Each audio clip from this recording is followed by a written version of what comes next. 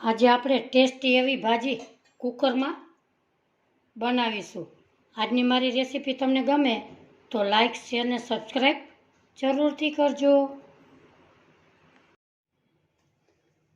હાલો, જય શ્રી કૃષ્ણ। મારા કિચનમાં બધાનું હાર્દિક સ્વાગત છે।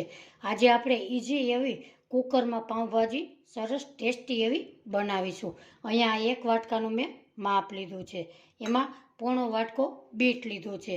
આમાં તમે કોઈ પણ શાક ઉમેરી શકો છો, રીંગણું, બટેટું, દૂધી, કોબી ને વટાણા। આ બધું આપણે સાફ કરી ધોઈ અને સુધારેલું છે। હવે આપણે કુકરમાં વઘારવાના છીએ, તો આપણે ગેસ તરફ જઈએ। સૌપ્રથમ મેં એક કુકર મૂકેલું છે, એમાં આપણે 4 થી 5 ચમચી તેલ નાખીશું। ઘણા લોકો કુકરમાં એમને પાણી નાખી અને બધું શાક નાખી દે છે, એના કરતાં આ શાક ખૂબ જ સરસ સ્વાદિષ્ટ લાગે છે। આપણું તેલ આવી જાય એટલે આપણે આદુ મરચાં લસણની પેસ્ટ નાખીશું। એમાં આપણે બધું શાક સુધારેલું હતું એ બધું એમાં ઉમેરી દેશું।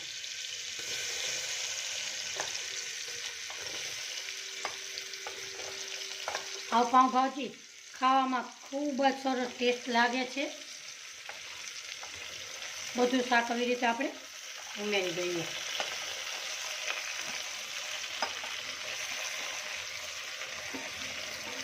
હવે આપણે મિક્સ કરી લઈએ। એમાં આપણે મસાલા કરીશું। સૌપ્રથમ સ્વાદ પ્રમાણે મીઠું નાખીશું।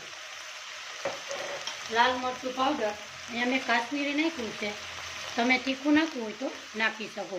1 ચમચી લાલ મરચું પાવડર, અડધી ચમચી હળદર, 1 ચમચી ધાણા જીરું પાવડર, 1 ચમચી પાઉંભાજી મસાલો।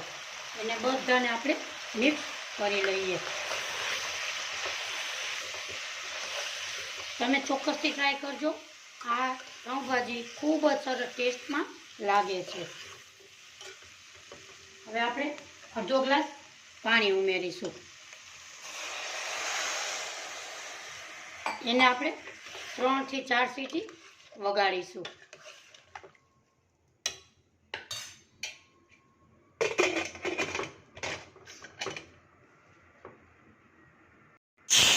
આપણા કુકરની સીટી વાગી ગઈ, આપણે ગેસની ફ્લેમ બંધ કરીશું। હવે પાઉંભાજીનો એક ડુંગળી ટમેટાનો સરસ વઘાર કરું છું। એમાં આપણે નાખીશું, એક પેન મૂક્યું છે, એમાં નાખીશું આપણે 4 થી 5 ચમચી તેલ। પાઉંભાજીમાં તેલનું પ્રમાણ થોડુંક વધારે હોય છે। તેલને આપણે ગરમ થવા દઈએ। આપણું તેલ ગરમ થાય એટલે આદુ મરચાં લસણની પેસ્ટ ઉમેરીશું। એમાં નાખીશું આપણે ડુંગળીનું પણ સેમ એ જ વાટકાનું માપ રાખ્યું છે। ડુંગળી પણ ઝીણી સુધારીને ઉમેરી દઈશું। એને પણ આવી રીતે આપણે હલાવીશું। એને આપણે સરસ એકદમ સરસ પકાવી લઈએ।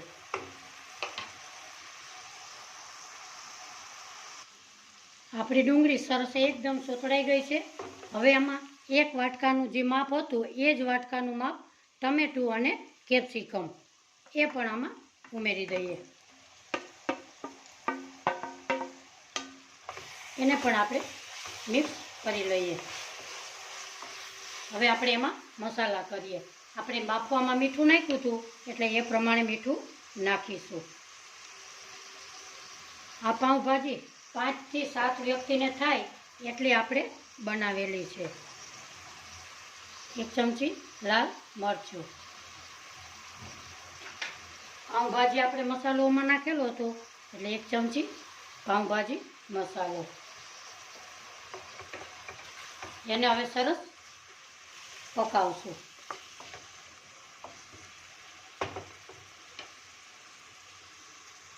હવે આપણે કુકર એકદમ ઠંડુ થઈ ગયું. હવે આપણે એને ખોલી લઈએ.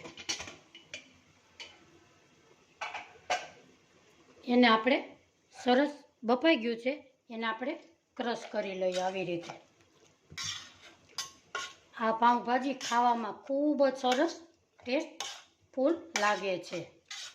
આવી રીતે એકદમ સરસ ક્રશ કરી લઈએ.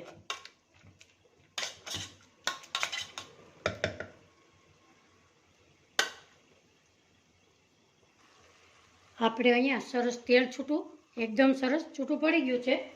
હવે નાખીશું આપણે ભાજી.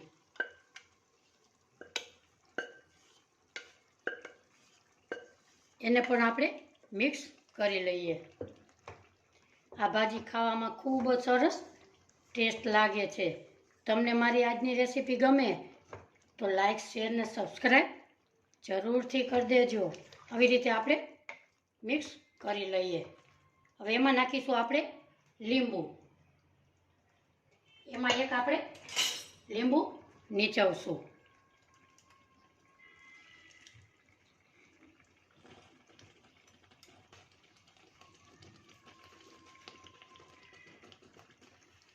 એને પણ આપણે મિક્સ કરી લઈએ.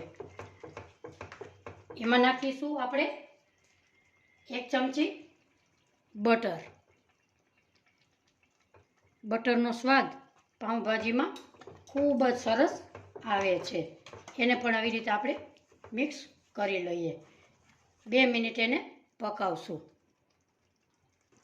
આપણી ભાજી સરસ રેડી છે. એમાં નાખીશું આપણે ધાણા ભાજી.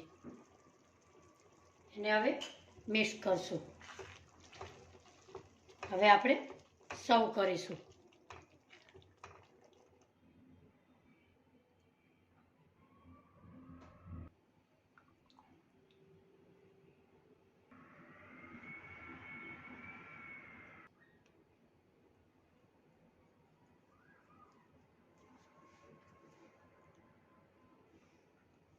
આજની મારી ભાજીની રેસીપી તમને કેવી લાગી કોમેન્ટ બોક્સમાં જરૂરથી જણાવજો. ફરી મળીશું એક નવી રેસીપી સાથે. ત્યાં સુધી બધાને મારા જય શ્રી કૃષ્ણ.